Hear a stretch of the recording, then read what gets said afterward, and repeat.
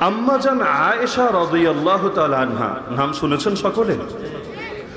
মুসলিম নারীদের মধ্যে সবার শীর্ষে যেই কয়েকজন মহিয়সী নারীর নাম লেখা যেতে পারে তার মধ্যে অন্যতম যিনি, তিনি হলেন আম্মা জান আয়েশা রাদিয়াল্লাহু তাআলা আনহা। এমনকি আল্লাহর রাসূল সাল্লাল্লাহু আলাইহি ওয়াসাল্লামের অন্যান্য স্ত্রীদের চাইতেও আল্লাহ তাকে এত বেশি ইলম এবং জ্ঞান দান করেছিলেন যে বড় বড় সাহাবী পর্যন্ত, ওমরের মতো সাহাবীকে পর্যন্ত বিভিন্ন সময়ে মাসালা জানার জন্য, ফতোয়া জানার জন্য, বর্ণনা জানার জন্য আম্মা জান আয়েশা রাদিয়াল্লাহু আনহার কাছে প্রশ্ন পাঠাতে হতো। কারণ আল্লাহর রাসূলের পারিবারিক যে জ্ঞান, ঘরোয়া যে জ্ঞান, এই জ্ঞানগুলো সংরক্ষণ করার জন্যই আল্লাহ তাআলা তার নবীর ঘরে আম্মা জান আয়েশা রাদিয়াল্লাহু তাআলা আনহাকে পাঠিয়েছিলেন। তা আম্মা জান আয়েশা রাদিয়াল্লাহু আনহার একটা ঘটনা, এই ঘটনার আলোকেই যেই বার্তাটা আমি দিতে চাচ্ছি এটা স্পষ্ট হয়ে যাবে ইনশাআল্লাহ। এক যুদ্ধ শেষে ফেরার পথে আল্লাহ রাসূল সাল্লাল্লাহু আলাইহি ওয়াসাল্লাম অনেক যুদ্ধে নারীদেরকেও নিয়ে যেতেন, স্ত্রীদেরকে নিয়ে যেতেন, তাদেরকে নিরাপদে এক সেফ জোনে রাখতেন, যুদ্ধ করার জন্য না, বরং লম্বা সময় যাতে স্ত্রী ছাড়া থাকা না লাগে এজন্য। কারণ যে কোনো পুরুষ পরবর্তীতে কিয়ামত পর্যন্ত যারা আসবে, আল্লাহ রাসূল তাদের জন্য এই নমুনা রেখে যেতে চাচ্ছেন যে স্ত্রী ছাড়া লম্বা সময় থাকা এটা কারোর জন্যই ভালো কথা না।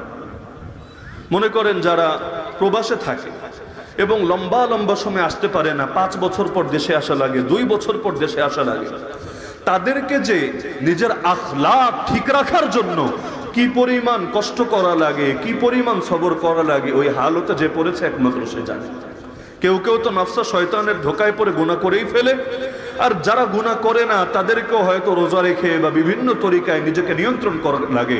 তো আল্লাহর রাসূল সাল্লাল্লাহু আলাইহি ওয়াসাল্লাম যেই যুদ্ধে বেশি আশঙ্কা ছিল না যে সেখানে স্ত্রীদেরকে নিয়ে নিরাপদ জায়গায় রাখা সম্ভব, আল্লাহর রাসূল লটারি করে করে এক এক যুদ্ধে এক এক স্ত্রীকে নিয়ে যেতেন। তো এক যুদ্ধ শেষে আম্মা জান আয়েশা রাদিয়াল্লাহু আনহা সহ আল্লাহর রাসূল ফিরে আসছেন। তো আম্মা জান আয়েশা রাদিয়াল্লাহু আনহাকে বহন করার জন্য উটের পিঠের উপরে একটা পালকির মতো বানানো হয়েছিল, যেটাকে হাওদা বলা হয়। ওই যুগে তো আর প্রাইভেট কারও ছিল না, বাসও ছিল না, যাতায়াতের জন্য ঘোড়ার উট ব্যবহার হতো।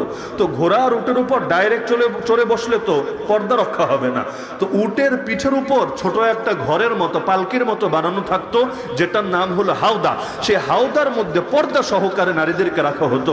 তো আম্মা জান আয়েশা রাদিয়াল্লাহু আনহা উটের পিঠের উপর হাওদার মধ্যে একা ছিলেন, আর উটটা সামনে থেকে টেনে টেনে নিয়ে যাওয়ার দায়িত্ব এক সাহাবীকে দেওয়া হয়েছিল, আর কাফেলার মধ্যে অন্যান্য যত ঘোড়া আছে, উট আছে, এগুলো সিরিয়াল বাই সিরিয়াল চলছিল।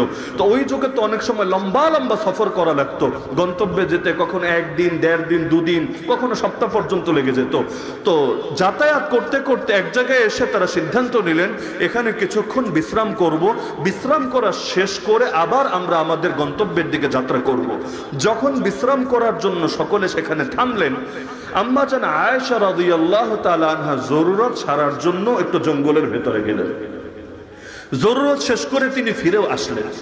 যে উট টানার দায়িত্ব ছিল সেও দেখলো যে আম্মা জান আয়েশা রাদিয়াল্লাহু আনহা পর্দাবৃত হয়ে এসেছেন এবং হাওদায় চড়ে বসেছেন। উট যখন বসা থাকে, উট কখনো দাঁড়ানো থাকে, কখনো বসা থাকে, যখন বসা থাকে নিচু থাকে, ওই সময় হাওদাও ঢোকা বা হাওদা থেকে বের হওয়া দুটোই সহজ। তো আম্মা জান জরুরত সেরে এসে হাওদার ভেতরে ঢুকে হঠাৎ করে তার নজর পড়লো যে গলার চেইনটা হারিয়ে গিয়েছে। গলায় একটা হার ছিল, হারটা নাই, কিছুক্ষণ আগেও ছিল, কিন্তু এই যে জঙ্গলের ভেতর জরুরত ছাড়তে গেলেন, ওখানে হয়তো পড়ে গিয়েছে, এখন পাওয়া যাচ্ছে না। তো একজন নারীর যদি অলংকার হারিয়ে যায় তার পেরেশানি হয় নাকি হয় না? এটা আপনারা ভালো বুঝবেন না, বাসায় গিয়ে জিজ্ঞাসা করেন তো নারীদেরকে, যত থাক, কম থাক আর বেশি থাক, যে তোমার কাছে অলংকার যদি হারিয়ে যায় কেমন লাগবে? দেখবেন অধিকাংশ নারীর কাছে অনেক সময় নিজের জানের চাইতে বেশি দামি মনে হয় অলংকার। তো তিনি একটু পেরেশানিতে পড়ে গেলেন, কারণ আল্লাহ রাসূল সাল্লাল্লাহু আলাইহি ওয়াসাল্লাম থেকে দিয়েছেন, তো এই অলংকারটা এখন হারিয়ে গেলে আসলেই পেরেশানির বিষয়। তো তিনি ভাবলেন জরুরত ছাড়তে যেখানে গিয়েছি একটু খুঁজে দেখি ওই জায়গায় বা আশপাশের জায়গায় থাকবে। মনে করেন মাহফিল শেষ করে আমি গাড়িতে গেলাম, গাড়িতে গিয়ে আমার মনে পড়লো যে মোবাইল তো রেখেছিলাম টেবিলের উপর, কিরে মোবাইলটা তো পকেটে পাচ্ছি না। তাহলে স্বাভাবিকভাবে আমি কিন্তু আবার এসে বলবো যে একটু টেবিলে দেখেন তো মোবাইলটা রেখে গিয়েছে কিনা। তিনিও জঙ্গলে আবার গেলেন, উদ্দেশ্য কি? হারটা একটু খুঁজে দেখবেন হার পাওয়া যায় কিনা। তো তিনি যে দ্বিতীয়বার বের হলেন, এটা উট টানার দায়িত্বে যে সাহাবী ছিল তিনি খেয়াল করেননি। তিনি দেখেছেন প্রথমবার গিয়েছেন, আবার কাজ সেরে ফেরতও এসেছেন, দ্বিতীয়বার যে বের হয়ে গেছেন এটা তার নজরে পড়ে নেই, তার খবর নেই। যখন আল্লাহ রসুল বলেন চলো চলো এবার আবার আমরা সামনে আগাবো, তো ওই সাহাবীর তো মাথায় আছে, আম্মাজান তো ভেতরে আছেই, আর উটের পিঠে আসলেই আছে নাকি নাই এটা কিভাবে বুঝবে? উট তো আর কাঁধে নিয়ে চলে না যে ওয়েট কম বা বেশি, এটা দিয়ে আইডিয়া করবে। তো যখন সবাইকে চলতে বলা হলো, তিনিও উটের লাগামটা হাতে নিয়ে সামনে সামনে ছুটতে থাকলেন, বাহিনী সবাই ছুটতে থাকলো। আর আম্মাজান যেহেতু পর্দার ভেতরে পালকিতে ছিলেন, আদৌ তিনি আছেন নাকি নাই অন্য কেউ বা কিভাবে বুঝবে? তিনি রয়ে গেলেন জঙ্গলে, এদিকে কাফেলা ওই জায়গা ছেড়ে এগিয়ে গেল অনেক দূর সামনে। আম্মাজান আয়েশা রাদিয়াল্লাহু আনহা খুঁজতে খুঁজতে পেয়ে গেলেন গলার হার। এখন আসলেন, এসে তো চিন্তিত হয়ে গেলেন, ইয়া আল্লাহ, এই সফরের মধ্যে মাঝপথে জঙ্গলের কাছে কেউ নাই, সবাই চলে গিয়েছে, হ্যাঁ এখন কি হবে? একা একজন কম বয়স্কা নারী। কত কম বয়স?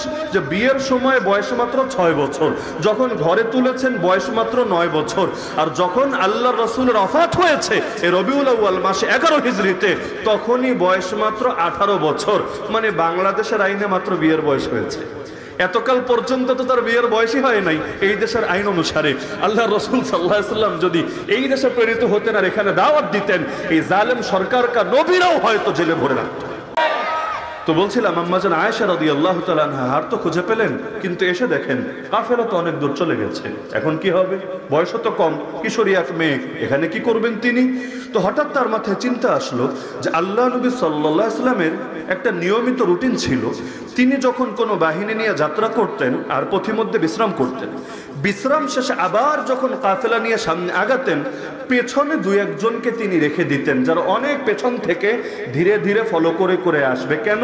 যে মাঝ রাস্তায় কিছু থেকে গেল কিনা, কিছু পড়ে গেল কিনা, কারো কিছু হারিয়ে গেল কিনা। হয় না অনেক সময় 10 জন এক জায়গায় আমরা গিয়েছিলাম, একজনের মানিব্যাগ পড়ে গেছে, একজনের ঘড়িটা রেখে দিয়েছে, একজনের এটা হয়েছে ওটা হয়েছে। তো আল্লাহ রসুল এই কাজটা করতেন, সবাই একসঙ্গে না গিয়ে 1-2 জনকে পেছনে রেখে দিতেন, যারা ধীরে ধীরে চেক দিতে দিতে আসতো যে কোনো কিছু মিসিং হয়ে গেল কিনা। তো তার মাথায় এটা আসলো যে আল্লাহ রসুল তো এবারও এটা করতে পারেন, যদি করেন তাহলে কেউ না কেউ তো আসবে, আর এসে যদি দেখে একজন নারী এখানে বসে আছে, দেখে বুঝবে এই নারী হলো কাফেলার নারী। আর কাফেলায় অন্যান্য সাহাবীরা তো আর নারী নিয়ে আসেন নাই, তার মানে আল্লাহ রসুল সাল্লাল্লাহু আলাইহি ওয়াসাল্লামের পবিত্র স্ত্রী, মুমিনদের মা। তো যদি তারা নিশ্চিত হতে পারেন তাহলে অবশ্যই তারা নিরাপত্তা দেবেন এবং কাফেলার কাছে পৌঁছে দেবেন। তো ধারণা যেমন করলেন বাস্তবেও তেমন হলো। একজন সাহাবী আসলেন, এসে তিনি যখন দেখলেন, তিনি দেখে বুঝে ফেললেন যে আম্মাজান আয়েশা রাদিয়াল্লাহু আনহা হবে। তিনি ঘোড়ার পিঠে সওয়ার ছিলেন, ঘোড়া থেকে নামলেন, নেমে আম্মাজানকে বললেন আপনি ঘোড়ায় ওঠেন। আম্মাজান আয়েশা রাদিয়াল্লাহু তাআলা আনহা তিনি ঘোড়ায় উঠে বসলেন। এবার সেই সাহাবী সামনে থেকে ঘোড়ার লাগাম ধরে ধরে হেঁটে হেঁটে হেঁটে এই ঘোড়াকে মূল কাফেলার কাছে নিয়ে গেলেন।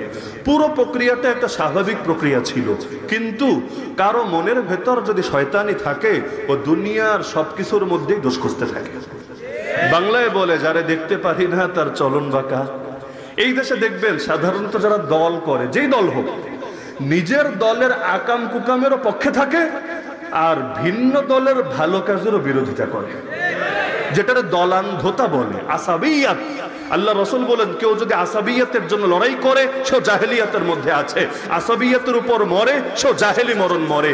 এমনকি আসাবিয়াতের দিকে কেউ ডাকে দাওয়াত দেয়, সেও জাহেলিয়াতের দিকে মানুষকে দাওয়াত দেয়। আসাবিয়াত মানেই হলো দলান্ধতা, যে আমার দলের লোক ভুল করলেও আমি আছি আর অন্য দলের লোক ভালো করলেও আমি নাই।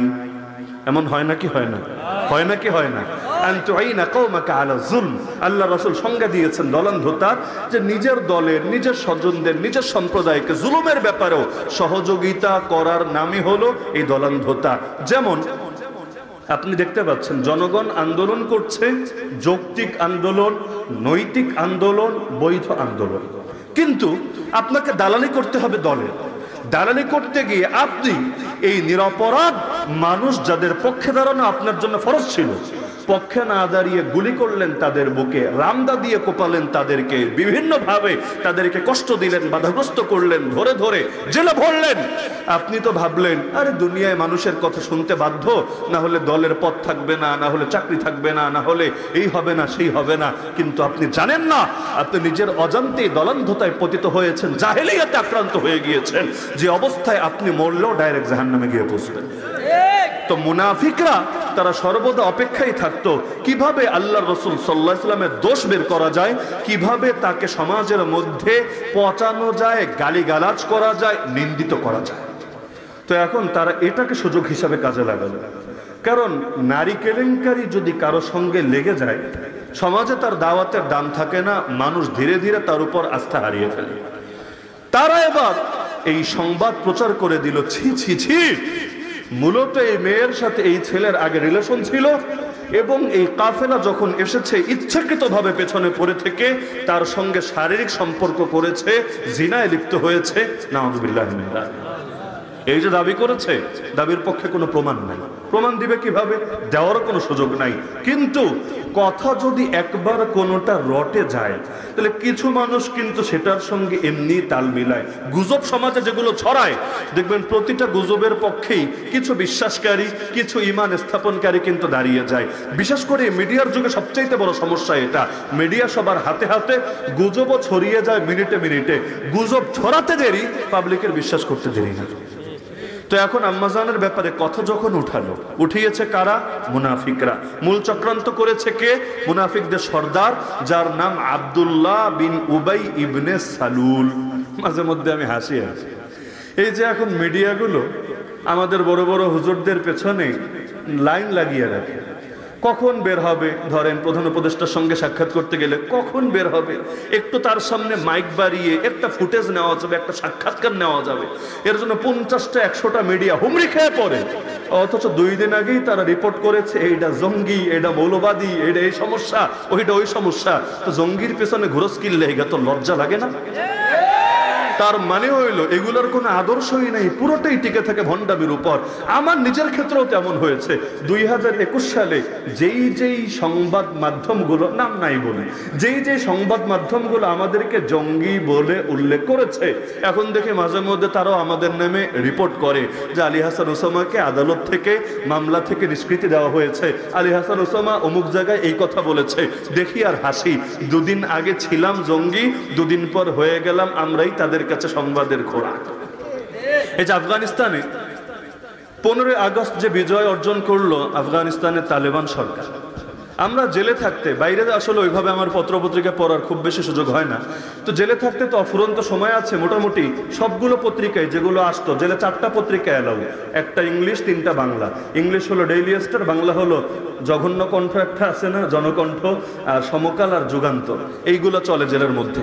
তো পত্রিকা যখন যেত একদম খুঁটিয়ে খুঁটিয়ে পড়ার চেষ্টা করতাম কি লেখে। তো দেখতাম 15 আগস্টের আগে তালেবান নাম লিখলেই তারা লেখে তালেবান জঙ্গি। কি লেখে? আর আশরাফ গানি ছিল ওই যে তালেবান আসার আগে আফগানিস্তানের প্রেসিডেন্ট আশরাফ গানি। তো এই আশরাফ গানির নাম লিখতে হলো আফগান সরকার। তাহলে আশরাফ গানি সে হলো আফগান সরকার, আর তালেবানরা হলো জঙ্গি। 15 আগস্ট যেতে দেরি, এখন লেখে তালেবান সরকার, আর যারা তালেবানের বিরুদ্ধে এদেরকে বলে আফগানিস্তানের জঙ্গি। তাহলে হলো কি? 2 দিন আগে যারা বললো জঙ্গি, 2 দিন পর তারা সরকার কেন বলছো? জঙ্গি তো সর্বাবস্থায় জঙ্গি, ক্ষমতায় আসলেও জঙ্গি, ক্ষমতায় না আসলেও জঙ্গি। তার মানে ঠেলার নাম বাবাজি। এই বাংলাদেশে এমন মিডিয়া আছে গত 15.5টা বছর যেই ইসলামপন্থী বিভিন্ন রাজনৈতিক দলের নেতাদের নামও মুখে আনতো না। রিপোর্ট করা, সাক্ষাৎকার নেওয়া দূরের কথা, নামও মুখে আনতো না। এখন ইউটিউবে ঢোকেন, টেলিভিশন চ্যানেলে তাকান, সংবাদ পত্রিকায় দেখেন, দেখবেন তাদের ছাড়া ওদের যেন চলেই না।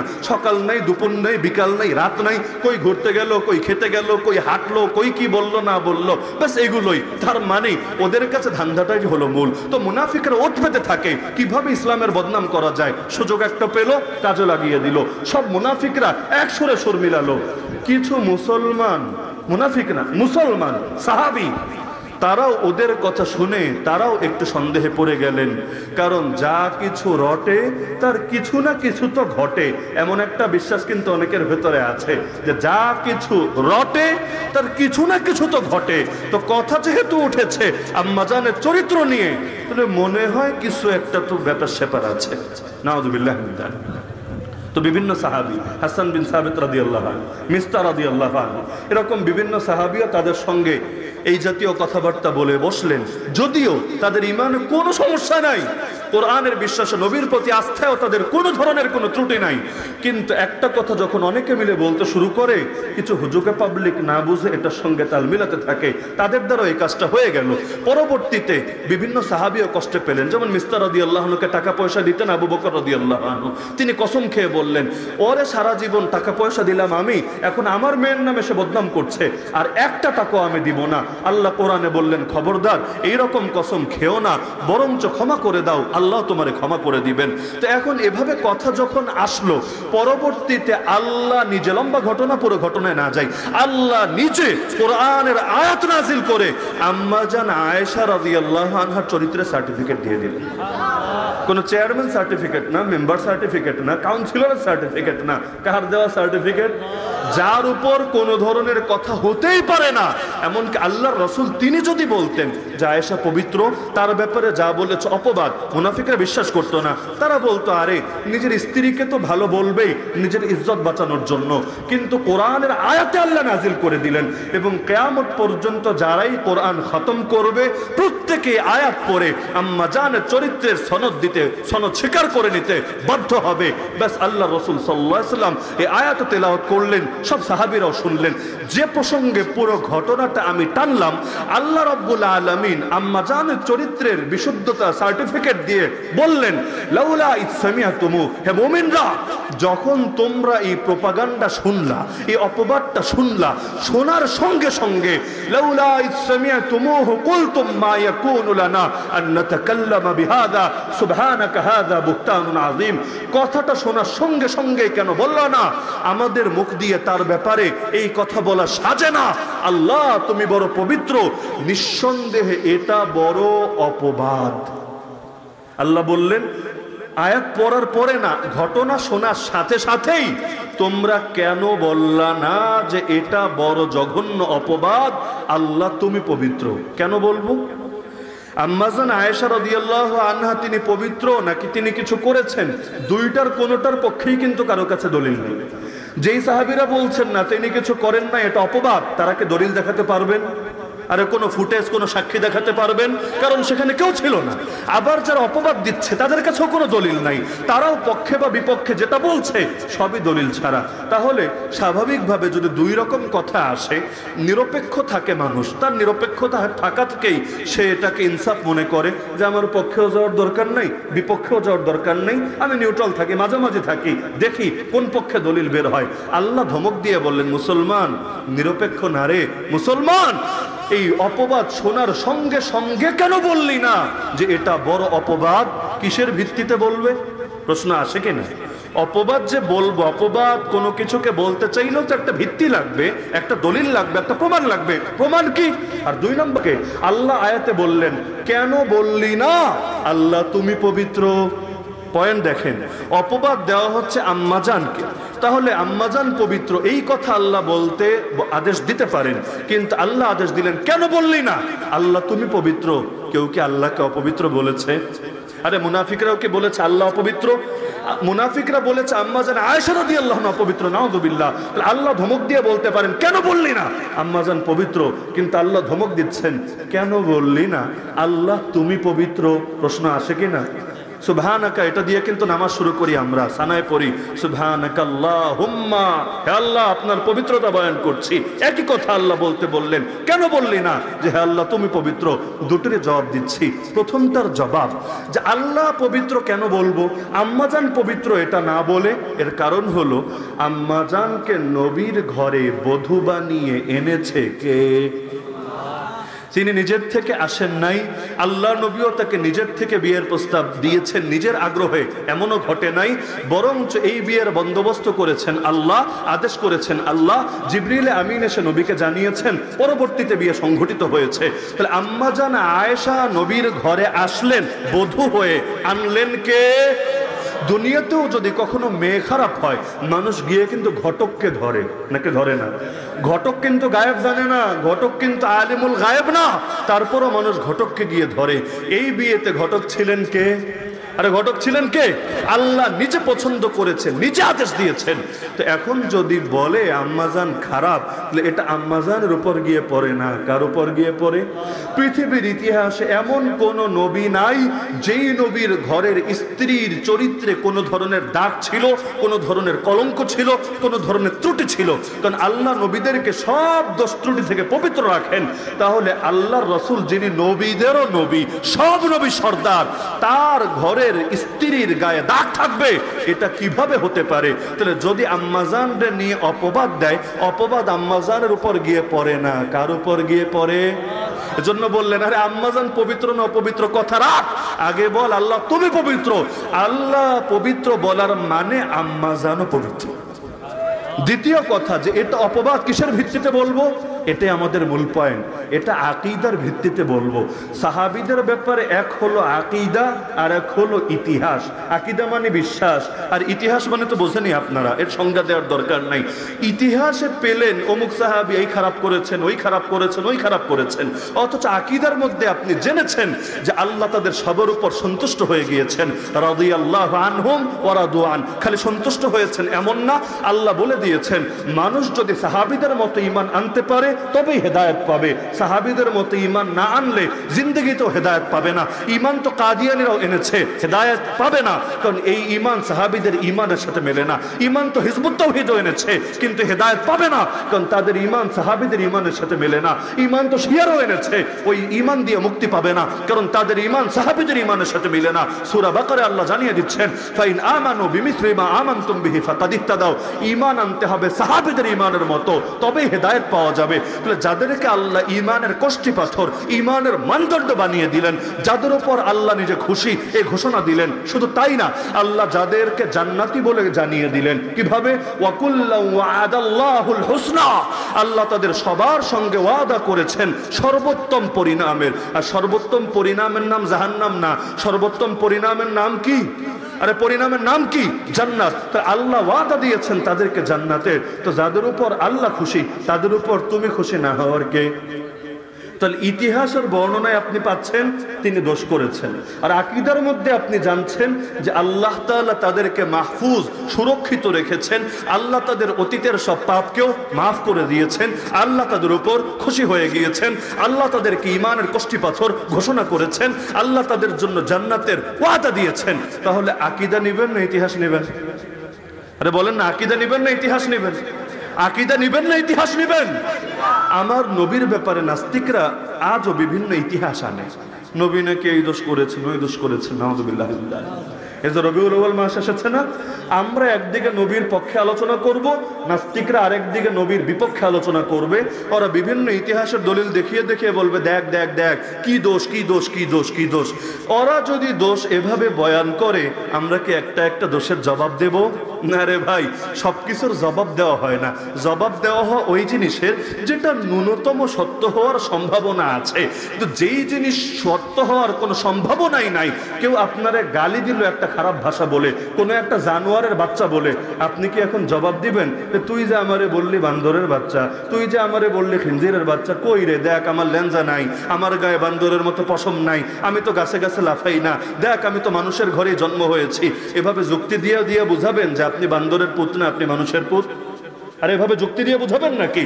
যুক্তি দিয়ে বুঝাবেন না, বরং আপনি লাঠি দিয়ে বুঝাবেন, রড দিয়ে বুঝাবেন, জুতা দিয়ে বুঝাবেন, হাত দিয়ে বুঝাবেন। আর ব্রাহ্মণবাড়িয়ার মানুষ হলে টেড়া দিয়েও বুঝিয়ে দিতে পারে। তো তোর যুক্তি তর্ক পরে, সবকিছুর পক্ষে যুক্তি চলে না রে। বরং এই যে আজকাল যারা দাবি করে ওরা নাকি বান্দরের নাতিপুতি, এগুলো বিজ্ঞানের নামে দাবি করে না, ডারউইনিজম, ডারউইনের মতবাদ, মানুষ নাকি বান্দর থেকে বিবর্তিত হয়ে হয়ে এসেছে। ভালো কথা, তোরা নিজেদেরকে বান্দরের পুত না শিয়ালের পুত দাবি করতে পারিস, আমাদের আপত্তি নাই, যা মনে চায় কর গিয়ে, নিজেরা বান্দরের পুত বল, এটারে বিজ্ঞান ফিলোসফি যেই নামে মনে চায় ওই নামে চালা, আমাদের সমস্যা নাই। কিন্তু আমাদেরকে যদি বান্দরের পুত সাব্যস্ত করতে আসিস, তাহলে তোদের কিন্তু আর রক্ষা নাই। তাহলে সবকিছু দলিল প্রমাণ দিয়ে চলে না। নবীর নামে কেউ যদি দুশ্চর্চা করে, মুসলমানের করণীয় সেটা দলিল দিয়ে খণ্ডন করা না। মুসলমানের করণীয় হলো তাকে মৃত্যুদণ্ডে দণ্ডিত করা। গুস্তাখে রাসূল কি এক হি সাজা, সরতন সে জুদা, সরতন সে জুদা, মান সাব্বা নবিয়ান ফাকতুলু। উম্মাহ সকলে একমত এ ব্যাপারে। যারাই নবীদেরকে গালিগালাজ করবে, তাদের কোনো কটূক্তি বা বদনাম করবে, তাদেরকে এই পৃথিবী থেকে মৃত্যুদণ্ড দিয়ে বিদায় করে দিতে হবে।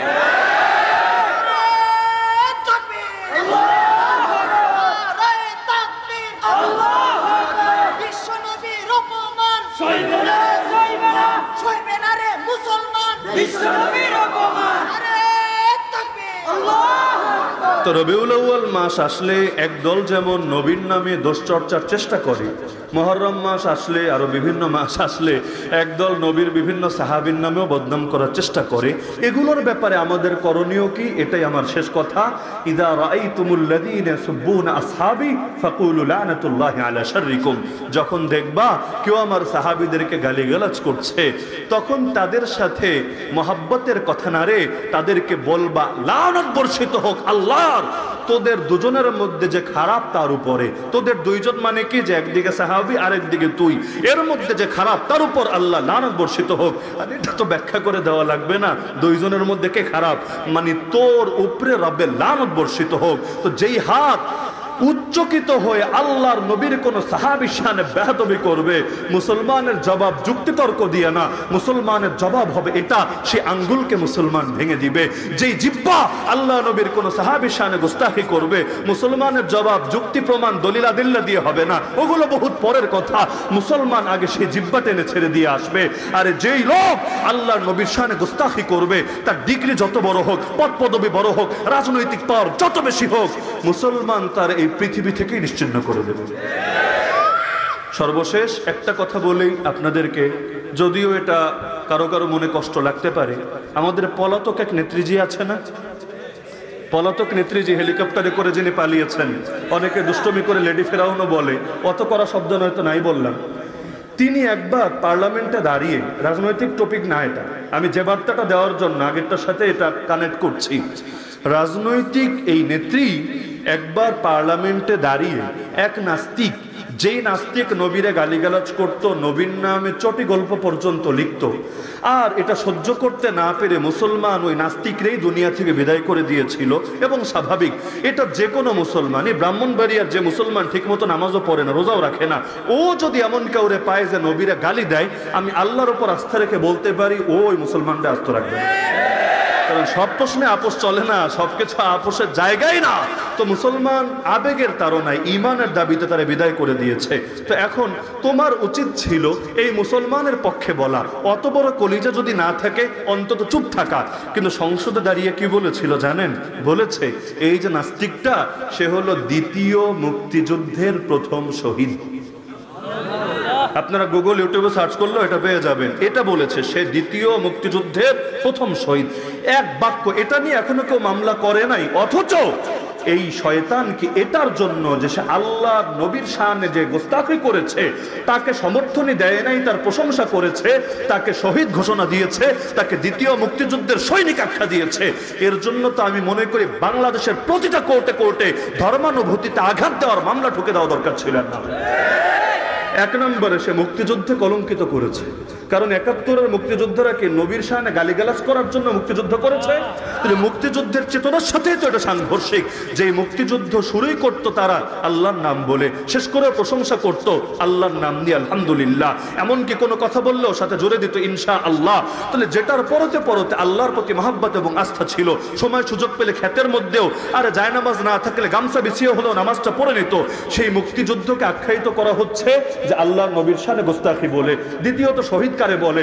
আরে যে নাস্তিক আবার শহীদ হয় কেমনে রে ভাই? শহীদ বলেটা কারে? শহীদ তো ইসলামী শব্দ, এটা তো সেকুলার শব্দ না, ধর্মনিরপেক্ষ শব্দ না। শহীদ বলা হয় তাকে আল্লাহর জমিন, আল্লাহর দ্বীনের ঝান্ডা সমুন্নত করার জন্য যে প্রাণ দিয়েছে। যারে তারে এমন কোনো মেশিন নাই যে ওই মেশিনের একদিক দিয়ে ঢুকলে আরেক দিক দিয়ে বের হলে অটো শহীদ হয়ে যাবে।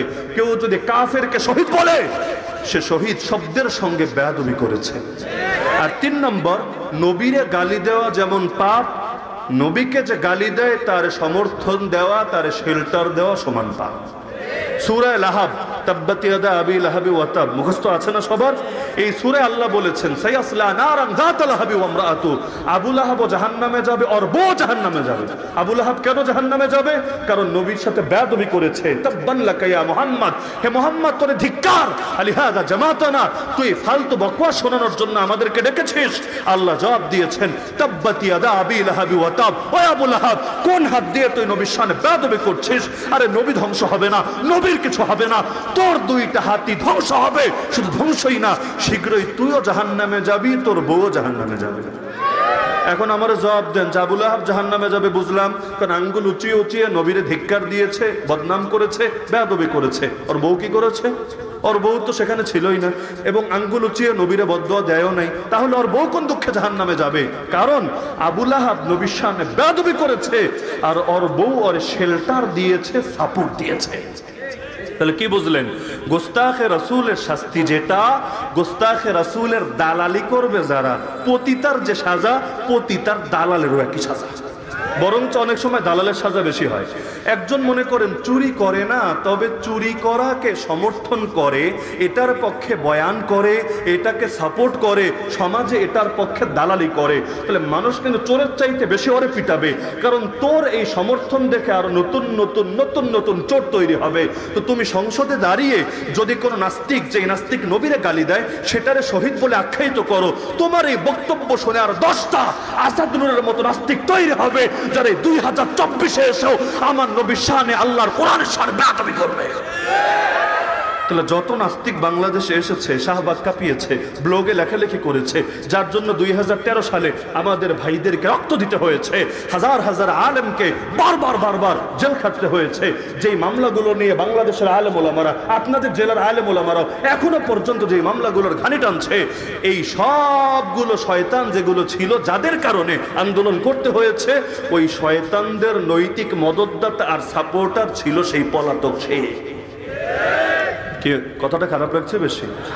যদি আপনি ওই দল করেন তাও খারাপ লাগা উচিত না। যদি খারাপ লাগে, আপনার ঈমান ভেতরে এখন আছে বলে আমি মনে করি না। কারণ এই প্রশ্নগুলো কোনো ইখতিলাফের বিষয় না যে এই দল করলে আমি এ ব্যাপারে একমত, ওই দল করলে আমি একমত না। আল্লাহর নবীর প্রশ্নে কোনো দলাদলি থাকতে পারে না। তাহলে পুরো আলোচনার খোলাসা কি? যে সাহাবীদের মর্যাদা নিয়ে, আল্লাহ রসুলের মর্যাদা নিয়ে কোনো ধরনের কোনো কটূক্তি কোনো মুসলমান করতে তো পারেই না, শুনতেও পারে না, সহ্য করতে পারে না। মনে থাকবে তো ইনশাআল্লাহ? মনে থাকবে তো ইনশাআল্লাহ? হ্যাঁ, এখন বলতে পারেন হুজুর এই বয়ান বিবারিয়ে দেওয়ার কি দরকার? দরকার আছে, অবশ্যই দরকার, খুব বেশি দরকার। কারণ এখানে এক বক্তার যে জিব্বা কাটা হয়েছিল না, মনে নাই আপনাদের? যদিও সেই বক্তা কৌমি অঙ্গনের না, যে অঙ্গনেরই হোক না কেন, কিন্তু কাটা যে হয়েছিল, যদিও জিব্বা কাটতে চেয়েছে তা না, বাঁশ দিয়ে বাড়ি মেরেছে, মোটরসাইকেল রানিং এ থাকায় 2 পাটি দাঁতের মাঝখানে পড়ে কেটে গিয়েছে, কিন্তু আঘাত তো হয়েছে। আঘাত কেন হয়েছিল জানেন? মুআবিয়া রাদিয়াল্লাহু আনহুর পক্ষে কথা বলার কারণে। তা নবীর এক সাহাবীর পক্ষে কথা বলার কারণে যদি নিজ দলের লোকেরা শুধু এতটুকু ভিন্ন মতের কারণে আঘাত হানতে পারে, এই সাহাবী বিদ্বেষীদের সমূলে উৎপাটিত করার আগে মুসলমান কিভাবে শান্তশিষ্ট হয়ে বসে থাকতে পারে? আর আসল স্বাধীনতা সেদিন আসবে যেদিন বাংলার জমিন এই গোস্তাখে রসুল আর গোস্তাখে সাহাবা থেকে মুক্ত হবে। মনে থাকবে তো ইনশাআল্লাহ? না হলে স্বাধীনতার 1 পয়সারও দাম নাই, মুক্তির 1 পয়সারও দাম নাই। তাহলে এখন চলছে কি মাস? রবিউল আউয়াল মাস। আল্লাহ নবীর আলোচনা বাড়িয়ে দেন, সাহাবায়ে কেরামের আলোচনা বাড়িয়ে দেন, কারণ নবীর মেহনতের ফসলই হলেন এই সাহাবা। সাহাবীদের নিয়ে যত আলোচনা হবে, আল্লাহর নবীর সৌন্দর্য এবং তার মেহনতের সফলতাও তত বেশি মানুষ বুঝতে সক্ষম হবে ইনশাআল্লাহ। হকের আলোচনা যখন বাড়বে, বাতিল লেজ গুটিয়ে পালাতে বাধ্য হবে। আল্লাহ আমাদের সবাইকে বোঝার তৌফিক দান করুন, আমিন। ওয়া আখিরু দাওয়ানা আলহামদুলিল্লাহ।